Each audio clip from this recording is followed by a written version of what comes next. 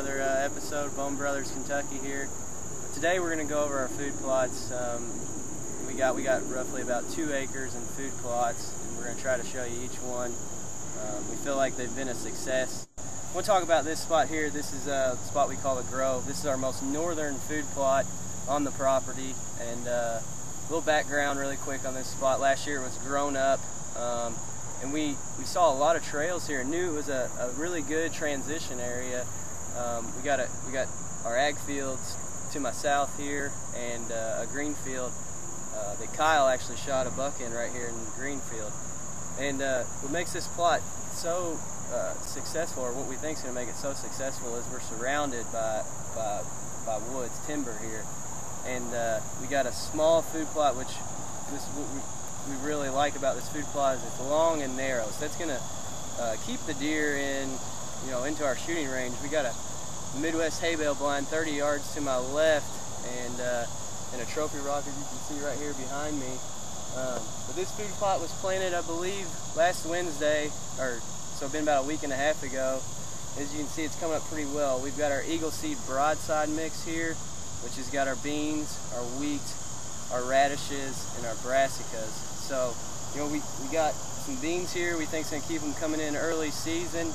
And then, of course, we got that late season brassica radish wheat mix. Keep them coming back in here. But we expect to be hunting this spot here close to opening day. We've got good footage of a couple of our hit list bucks. Lucky, Short 10 Junior, Hook Browse has been up here some. I think even Uriah Zate's been up here some. So, not our 2 most desirable bucks. I haven't been up in this part, but still, we plan to have a lot of action up here. But stick with us here. We're going to take you to the other food plots. Alright guys, the food plot we got here we call South Grown Up.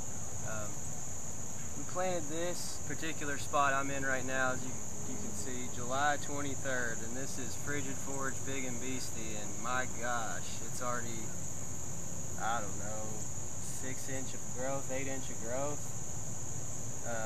Unbelievable. Of course, this is going to be a late season plot. Literally 10 yards to my right here we have another Midwest hay bale blind. We thought, we had a lot of footage of some deer coming out of the bedding areas. We got bedding areas directly south of me and directly west of me, and we have deer pour into this area. Last year was more of a transition zone. We didn't have a whole lot of food, but we thought putting food here would only enhance this place. And as you can see, these food plots are just lush green.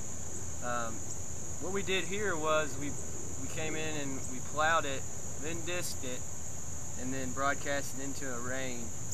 Put a lot of fertilizer. We got a lot of nitrogen going to these, and as you can see, they've done great. We're a little spotty through here. We'll probably go back through and hit the spots that we're pretty spotty at. But as you can see, this is great. We got a stand directly behind me. You probably see the lane cut out.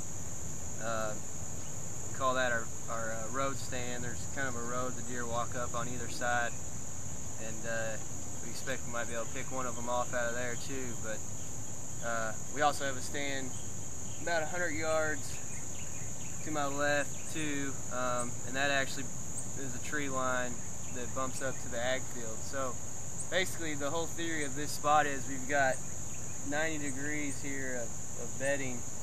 The deer are going to work their way up through here, get a little bit of an appetizer, so you could say, early season, and move their way to the beans. So we've got it covered here. In late season, as you can see, this is going to be a great source of food. A lot of tonnage here. We expect to be in that hay bale blind when it's freezing cold. So, it's going to be a heck of a spot. We're really excited with the way these the food plots have came up right here. But stick with us. We're going to take you to the other food plots.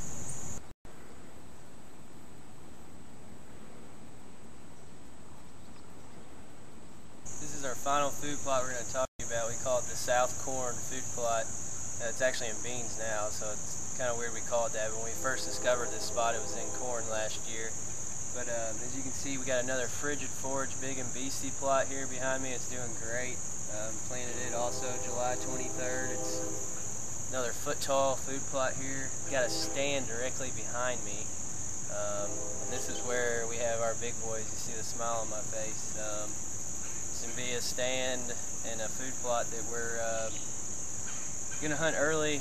The reason we planted Frigid Forge back here, big in BC, is because we've got a huge, 20-acre bean plot right on this stand, directly to my north, to the right here, and so we knew no matter what we plant back here, the deer aren't going to care about it until late season. So we wanted to, knowing this spot, we got a lot of pictures late season, we wanted to plant something to make this a productive rut and late season spot. We know a lot of deer are really held up here to my south or my left in this thick cover. So anyways, this plot's another one doing great. Stick with us and on the encounters on this food plot.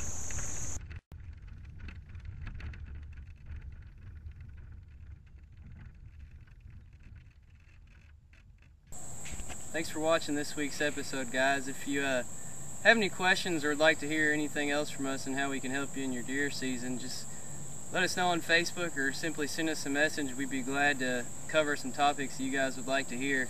Next week, we'll be talking about our 3 stands that we think we're going to hunt a lot here in early season, where we pattern some bucks, and where we think we're going to bring you some encounters. So stay tuned till next week.